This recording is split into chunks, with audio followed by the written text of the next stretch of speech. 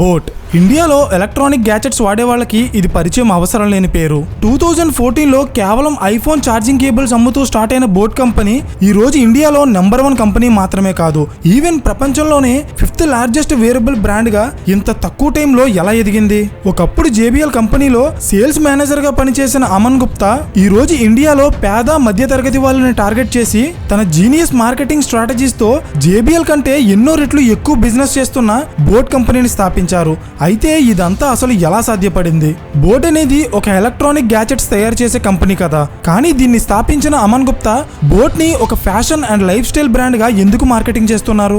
దీని వెనకున్న secret strategy తెలిస్తే అసలు బిజినెస్ చేసే వాళ్ళు ఎంత తెలివిగా ఆలోచిస్తారో మీకు అర్థమవుతుంది. బోట్ అనేది ఒక ఇండియన్ కంపెనీ, కానీ ఇది మేడ్ ఇన్ ఇండియా కాదు, మేడ్ ఇన్ చైనా. అయితే ఇది మీలో ఎంతమందికి తెలుసు? అండ్ ఇది మాత్రమే కాదు, బోట్ కంపెనీ సక్సెస్ అవ్వడానికి ఇలాంటి స్ట్రాటజీస్ ఎన్నో ఇంప్లిమెంట్ చేశారు అండ్ వాటి కోసం నేను ఈ వీడియోలో చెప్పబోతున్నాను. Hello everyone, welcome to today's video and this is your friend Surya. Boat company స్థాపించిన అమన్ గుప్తా ఢిల్లీలో జన్మించారు. 2002లో ఆయన సిఏ కోర్స్ కంప్లీట్ చేసుకుని సిటీ బ్యాంక్ లో అసిస్టెంట్ మేనేజర్ గా పనిచేస్తున్న టైంలో ఆయనకి సేల్స్ అండ్ మార్కెటింగ్ మీద ఉన్న ఇంట్రెస్ట్ కారణంగా 2012లో జేబీఎల్ కంపెనీలో సేల్స్ మేనేజర్ గా జాయిన్ అయ్యారు. అమన్ గుప్తా ఒక బిజినెస్ ఫ్యామిలీ బ్యాక్గ్రౌండ్ నుండి రావడం వల్ల చిన్నప్పటి నుండి తనకి సొంతంగా ఏదైనా చేయాలని ఉండేది. జేబీఎల్ కంపెనీలో వర్క్ చేస్తున్న టైంలో అమన్ గుప్తాకి ఆడియో ఇండస్ట్రీ మీద చాలా మంచి నాలెడ్జ్ అండ్ ఇంట్రెస్ట్ పెరిగింది. ఇదే టైంలో ఆయన ఇండియన్ ఆడియో ఇండస్ట్రీలో ఉన్న కొన్ని గ్యాప్స్ అబ్జర్వ్ చేశారు. అవేంటంటే 2014 టైంకి ఇండియాలో మేజర్ గా 4 companies ear phones and audio devices business చేస్తున్నాయి. అవే యాపిల్, బాష్, జేబీఎల్, సెన్హైజర్. కానీ ఇక్కడ పాయింట్ ఏంటంటే వీటిలో ఉన్న ఒక్కో కంపెనీ కూడా ఒక్కో కేటగిరీ ఆఫ్ కస్టమర్స్ ని టార్గెట్ చేసి బిజినెస్ చేస్తున్నాయి. For example, Apple and Bosch companies ultra rich customers ని టార్గెట్ చేస్తే జేబీఎల్ కంపెనీ రిచ్ కస్టమర్స్ ని టార్గెట్ చేసేది. అండ్ ఫైనల్ గా అబోవ్ మిడిల్ క్లాస్ కస్టమర్స్ ని టార్గెట్ చేసి సెన్హైజర్ కంపెనీ బిజినెస్ చేసేది. కానీ ఇక్కడ మీరు ఒక విషయాన్ని అబ్జర్వ్ చేస్తే ఇండియాలో సుమారు 80% కి పైగా ఉండే జనాలు కేవలం పేద అలాగే మధ్య తరగతి వాళ్లే. కానీ అన్ఫార్చునేట్లీ వీళ్ళని టార్గెట్ చేసి 5,000 కంటే తక్కువ ప్రైస్ రేంజ్ లో ఏ కంపెనీ కూడా ఆడియో ప్రొడక్ట్స్ ని లాంచ్ చేయట్లేదు. So this is the problem. Market లో ఉన్న ఈ గ్యాప్ అబ్జర్వ్ చేసిన అమన్ గుప్తా 2016లో తన ఫ్రెండ్ అయిన సమీర్ మెహతాతో కలిసి బోట్ కంపెనీ స్థాపించారు. ఫస్ట్ ఆఫ్ ఆల్ ఇక్కడ మీకు ఒక విషయం తెలియాలి. అదేంటంటే ఏదైనా ఒక కంపెనీ వాళ్ళ బిజినెస్ స్టార్ట్ చేయాలనుకున్నప్పుడు డైరెక్ట్ గా వాళ్ళ ప్రొడక్ట్ ని తీసుకొచ్చి మార్కెట్ లో పెట్టరు. దానికంటే ముందు సమ్ డిఫరెంట్ ప్రొడక్ట్ తో మార్కెట్ లోకి ఎంటర్ అయిన తర్వాత అక్కడున్న సిచ్యువేషన్స్ అన్నింటినీ తెలుసుకుని ఫైనల్ గా వాళ్ళకి మార్కెట్ లో కొంత పేరు పబ్లిసిటీ వచ్చిన తరువాత అప్పుడు వాళ్ళ ఒరిజినల్ ప్రొడక్ట్ ని మార్కెట్ లో లాంచ్ చేస్తారు. ఇది అర్థం కావాలంటే కొన్ని ఎగ్జాంపుల్స్ చెప్తాను, గమనించండి. నోకియా కంపెనీ వాళ్ళ ఫోన్స్ లాంచ్ చేయక ముందు పేపర్స్ తయారు చేస్తూ మార్కెట్ లోకి ఎంటర్ అయింది.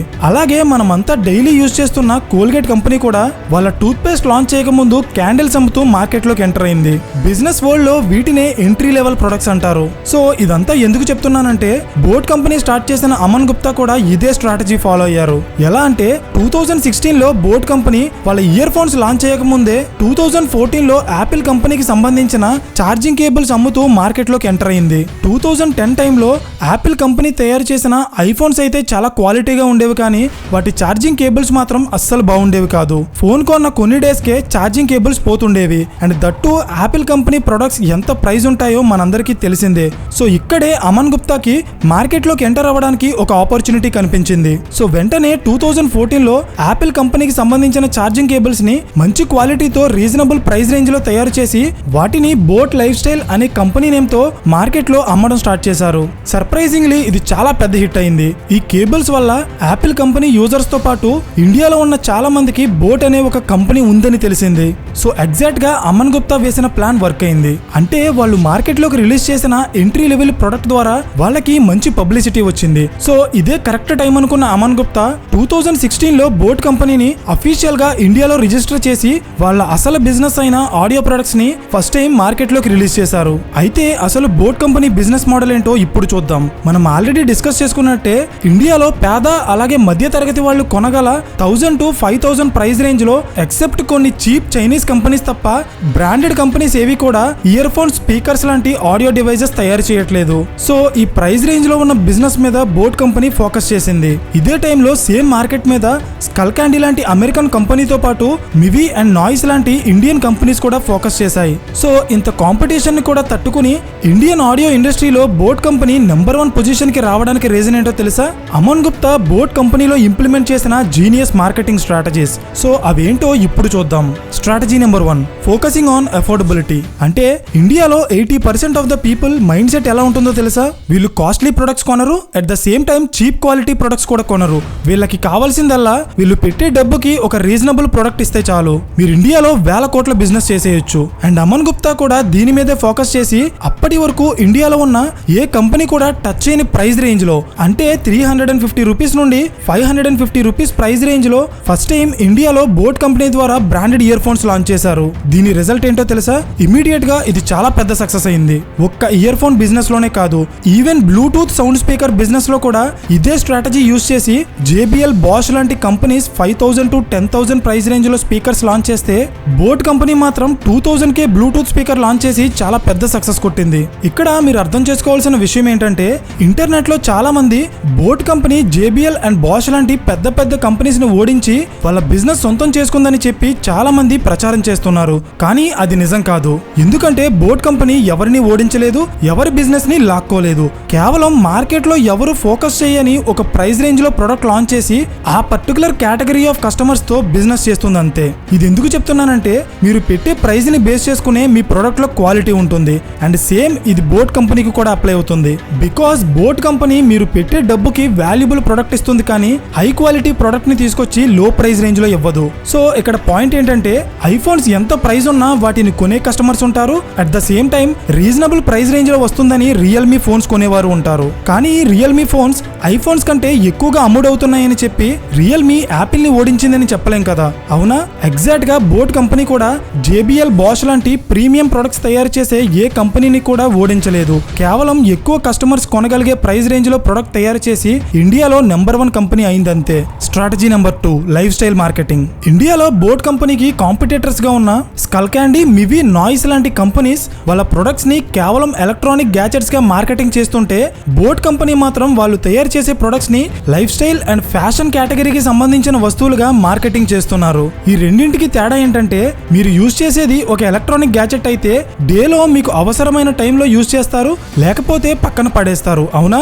అదే ఇది ఒక ఫ్యాషన్ కో, లైఫ్ స్టైల్ కో సంబంధించిన ప్రొడక్ట్ అయితే డే అంతా కూడా అది మీతోనే ఉంటుంది. Like your gold chain. ఏంటి బ్రో బోట్ ఇయర్ ఫోన్స్ ని మరీ గోల్డ్ చైన్ తో కంపేర్ చేస్తున్నావేంటి అనే డౌట్ మీకు రావచ్చు. చూడండి అక్కడ ఏముందో. 2019లో లాక్మే ఫ్యాషన్ వీక్ అనే పేరుతో ఒక ఫ్యాషన్ ఈవెంట్ జరిగింది. ఆ ఈవెంట్ లో బోట్ కంపెనీ లాక్మే కంపెనీతో కొలాబరేట్ అయ్యి వాళ్ళు వేసుకుంటున్న కాస్ట్యూమ్స్ తో పాటు బోట్ కంపెనీ హెడ్సెట్ ని కూడా కాస్ట్యూమ్ లో ఒక భాగంగా చూపించారు. ఇక్కడ పాయింట్ ఏంటంటే అసలు ఒక ఎలక్ట్రానిక్ గ్యాజెట్స్ తయారు చేసే కంపెనీకి ఫ్యాషన్ షోకి సంబంధం ఏంటి? నేను చెప్పేది మీకు అర్థమవుతుందా? అయితే దీని వెనుకున్న సీక్రెట్ ఏంటంటే Aman Gupta boat company products ని డైలీ ఒక గంట వాడి పడేసే ఎలక్ట్రానిక్ గ్యాజెట్స్ లా కాకుండా రోజంతా మీ ఒంటి మీదే ఉండే ఫ్యాషన్ కేటగిరీకి సంబంధించిన ప్రొడక్ట్స్ గా పోర్ట్రేట్ చేసి మార్కెటింగ్ చేయాలనుకుంటున్నారు. ఎందుకంటే వన్స్ జనాలు అది ఒక ఫ్యాషన్ వస్తువుగా యూజ్ చేయడం స్టార్ట్ చేస్తే ఆ హెడ్సెట్ మెడలో వేసుకున్న ప్రతి ఒక్కరూ ఆ కంపెనీకి ఫ్రీగా మార్కెటింగ్ చేస్తారు. అంటే డైలీ మీరు మెడలో ఒక గోల్డ్ చైన్ వేసుకున్నట్టే బోట్ కంపెనీ హెడ్సెట్ వేసుకుని కాలేజ్కి వెళ్తే మిమ్మల్ని చూసిన మీ ఫ్రెండ్స్ కూడా అది లేటెస్ట్ ఫ్యాషన్ అనుకుని అదే ఫాలో అవుతారు, అవునా? కానీ అల్టిమేట్ గా ఇక్కడ బెనిఫిట్ అయ్యేది ఎవరు? మీకు అర్థమైందా? So this is called smart marketing. And ఇది మాత్రమే కాదు, ఇండియాలో సినిమా యాక్టర్స్ కంటే ఎక్కువగా జనాన్ని ఇన్ఫ్లుయెన్స్ చేయగల సత్తా ఉన్న వాళ్ళు cricketers. So boAt company Indian audio ఇండస్ట్రీలోనే ఫస్ట్ టైం విరాట్ కోహ్లీ, హార్దిక్ పాండ్యా, రిషబ్ పంత్ లాంటి క్రికెటర్స్ తో పాటు రష్మిక మందానా, కియారా అద్వానీ లాంటి మూవీ యాక్టర్స్ తో కూడా బ్రాండ్ ప్రమోషన్స్ చేపించింది. సో ఇక్కడ పాయింట్ ఏంటంటే వీళ్ళంతా కూడా ఇండియాలో ఉన్న యూత్ ని ఎక్కువగా ఇన్ఫ్లుయెన్స్ చేయగల సెలబ్రిటీస్. అండ్ ఈ మార్కెటింగ్ స్ట్రాటజీస్ అన్ని కూడా ఇండియాలో బోట్ కంపెనీ నెంబర్ 1 అవ్వడానికి చాలా హెల్ప్ అయ్యాయి. Strategy number 3, timing of entry. ఇండియాలో బోట్ కంపెనీ స్టార్ట్ చేసే టైంకి కొన్ని సంఘటనలు జరిగాయి. ఫస్ట్ ఆఫ్ ఆల్ అవి ఏంటో చెప్తాను. నెక్స్ట్ బోట్ కంపెనీ సక్సెస్ కి అవి ఎలా హెల్ప్ అయ్యాయో మాట్లాడుకుందాం. ఇన్సిడెంట్ నెంబర్ 1, 2016లో Apple company first time Bluetooth AirPods ని లాంచ్ చేసింది.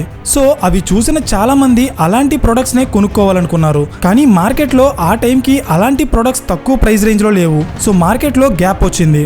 ఇన్సిడెంట్ నెంబర్ 2, 2015 నుండి ఇండియాలో మొబైల్స్ అమ్ముతున్న చాలా కంపెనీస్ వాళ్ళ బాక్స్ లో ఇయర్ ఫోన్స్ ఇవ్వడం తగ్గించేశాయి. సో సడన్ గా అప్పటి వరకు ఫ్రీగా ఇచ్చిన ఇయర్ ఫోన్స్ ని ఇప్పుడు కొనుక్కోవాలి. అండ్ స్మార్ట్ ఫోన్ యూజ్ చేస్తున్న ప్రతి ఒక్కరికి కూడా ఇయర్ ఫోన్స్ కావాలి. సో మళ్ళీ మార్కెట్ లో గ్యాప్ వచ్చింది. ఇన్సిడెంట్ నెంబర్ 3, 2016లో జియో ఇంటర్నెట్ రెవల్యూషన్ తీసుకురావడంతో సడన్ గా ఇండియాలో ఉన్న యూట్యూబ్, ఫేస్బుక్, ఇన్స్టాగ్రామ్ లాంటి వీడియో అండ్ ఆడియో ప్లాట్ఫామ్స్ కి విపరీతంగా యూజర్ బేస్ పెరిగిపోయింది. సో సౌండ్ బాగా వినిపించాలంటే ఇయర్ ఫోన్స్ ఉండాలి కదా. సో అగైన్ మార్కెట్ లో గ్యాప్ వచ్చింది.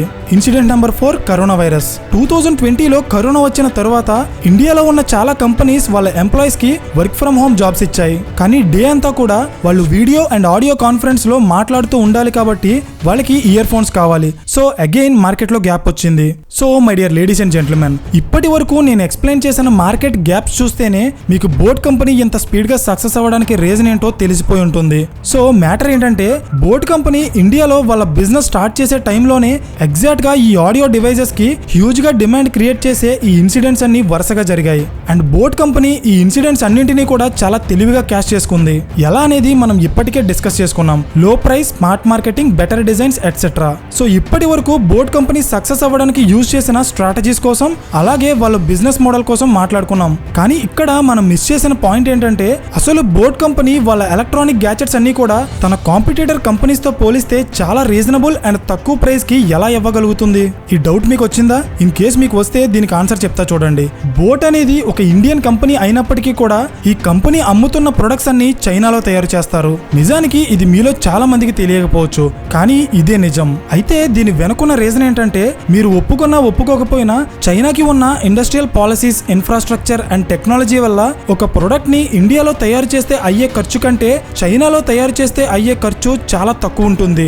అందుకే ఈవెన్ యాపిల్ కంపెనీ కూడా ప్రపంచ వ్యాప్తంగా వాళ్ళు తయారు చేసే ఐఫోన్స్ లో 85% చైనాలోనే తయారవుతాయి. ఇది ఎందుకు చెప్తున్నానంటే బోట్ కంపెనీ కూడా వాళ్ళ ప్రొడక్ట్స్ ని ఇండియాలో డిజైన్ చేసి మ్యానుఫ్యాక్చరింగ్ మాత్రం చైనాలో చేస్తుంది. కానీ ఫ్యూచర్ లో 2024 కి బోట్ కంపెనీ వాళ్ళ ప్రొడక్షన్ లో 40% ఇండియాలో చేసేలా ప్లాన్ చేస్తున్నట్టు అనౌన్స్ చేసింది. అండ్ దీనికోసం ఇండియాలో బ్లూటూత్ ఇయర్ ఫోన్స్ తయారు చేయడానికి ఆల్రెడీ డెక్సాన్ టెక్నాలజీస్ అనే కంపెనీతో 50-50 పార్ట్నర్షిప్ లో డీల్ చేసుకుంది. సో ఫైనలీ 2016లో స్టార్ట్ అయిన బోట్ కంపెనీ అసలు సక్సెస్ అవుతుందని ఎవ్వరూ అనుకోలేదు.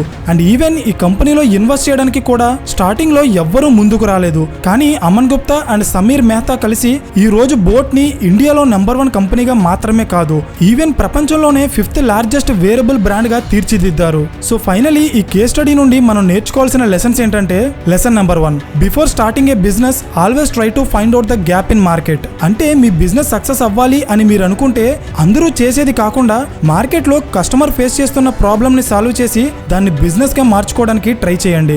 డెఫినెట్ గా అది క్లిక్ అవుతుంది. Lesson number 2, unique marketing. అంటే మీ ప్రొడక్ట్ ని కేవలం ఒక వస్తువుగా పోర్ట్రేట్ చేసే కంటే కస్టమర్ ఫేస్ చేస్తున్న ప్రాబ్లమ్ కి మీ ప్రొడక్ట్ ఒక సొల్యూషన్ క్రియేట్ చేస్తుందని పబ్లిసిటీ చేస్తే ఖచ్చితంగా దానికి రీచ్ ఎక్కువ ఉంటుంది. So that's it for today guys. ఈ వీడియో మీకు ఇంట్రెస్టింగ్ గా అనిపిస్తే ఖచ్చితంగా లైక్ చేయడం మర్చిపోకండి. అండ్ ఇలాంటి మరిన్ని క్వాలిటీ బిజినెస్ కేస్ స్టడీస్ కోసం ఛానల్ ని సబ్స్క్రైబ్ చేయండి. పక్కనే ఉన్న గంట సింబల్ ఆన్ చేస్తే మేము వీడియో అప్లోడ్ చేసిన వెంటనే మీకు ఇమీడియట్ నోటిఫికేషన్ వస్తుంది. So thank you for watching and I will see you in the next video. Till then this is your friend Surya signing of.